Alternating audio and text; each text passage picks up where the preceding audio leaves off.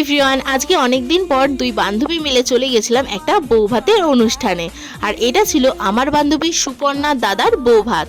আমরা এখন সেজেগুজে সুন্দরভাবে চলে এসেছি।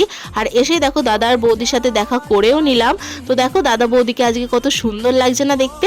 বৌদিকে কে সাজিয়েছে জানো? আমার বান্ধবী সুপর্ণা। যেহেতু মেকআপ আর্টিস্ট তাই বৌদিকে ওই সাজিয়েছিল। সাজানোটা কিন্তু খুবই সুন্দর হয়েছিল। এরপর দাদা বৌদির সাথে কিছু ফটোও তুলে নিলাম। এখানে দেখো আমার বান্ধবী এখন সুন্দর সুন্দর পোজ দিয়ে ফটোটা তুলে নিচ্ছে। আচ্ছা, তোমরা কারা কারা এই শীতকালে কে কটা বিয়ে বাড়ি পেয়েছো অবশ্যই কিন্তু কমেন্ট করে জানিও।